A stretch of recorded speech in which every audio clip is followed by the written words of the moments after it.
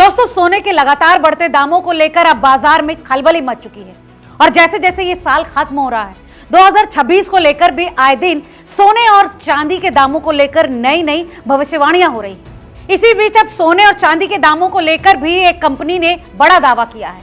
चलिए जानते हैं 2026 में सोने और चांदी को लेकर क्या कुछ कहा है एक्सपर्ट्स ने। दोस्तों, सबसे पहले इमेजिन करिए एक आम भारतीय परिवार की कहानी।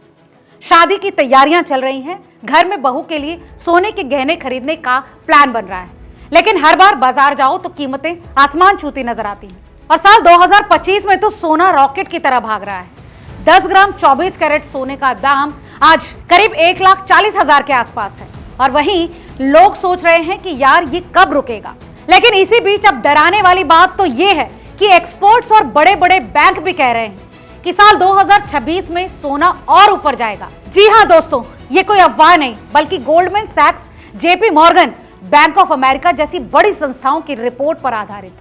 तो चलिए एक कहानी की तरह समझते हैं कि ऐसा क्यों होने वाला है और क्या वाकई इतना बड़ा उछाल आएगा।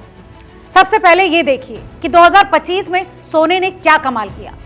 दोस्तों, ग्लोबल मार्केट में गोल्ड की कीमत $4,000 प्रति आउंस के पार चली गई और भारत में इंपोर्टेड होने के चलते रुपए की कमजोरी ने इसे और महंगा कर दिया। वजहें साफ हैं, दुनिया भर में अनिश्चितता, जियोपॉलिटिकल टेंशन, अमेरिका में इंटरेस्ट रेट कट की उम्मीदें और सबसे बड़ा सेंट्रल बैंक्स का सोना खरीदना। चीन और भारत समेत कई देशों के सेंट्रल बैंक सोने का रिजर्व बढ़ा रहे हैं क्योंकि डॉलर पर भरोसा अब कम हो रहा है। वहीं वर्ल्ड गोल्ड काउंसिल की रिपोर्ट कहती है कि साल 2025 में सोने ने 60% से ज्यादा का रिटर्न दिया और ये मोमेंटम 2026 में भी जारी रह सकता है। अगर इकोनॉमिक ग्रोथ स्लो हुई या फिर इंटरेस्ट रेट और कम हुए तो सोना 15 से 30% और चढ़ सकता है। अब आते हैं उन आंकड़ों पर जो बड़े बैंक कह रहे हैं। गोल्डमैन सैक्स का अनुमान है कि 2026 के अंत तक गोल्ड $4,900 प्रति आउंस तक पहुंच सकता है। वहीं अगर आप जेपी मॉर्गन की बात करें तो उसके आंकड़े और हैरान करने वाले हैं। जेपी मॉर्गन का अनुमान है कि 2026 में सोना $5,000 से $5,055 तक पहुंच सकता है। वहीं बैंक ऑफ अमेरिका भी $5,000 का टारगेट दे रहा है। इस हिसाब से अगर एवरेज देखें तो ज्यादातर एक्सपर्ट्स $4,500 से $5,300 के बीच देख रहे हैं। अगर बात भारत की करें तो रुपए अगर 88 से 90 के आसपास रहता है, जो कि अभी है, तो $5,000 वाला गोल्ड मतलब करीब 1,60,000 से 1,80,000 रुपए प्रति 10 ग्राम तक पहुंच सकता है।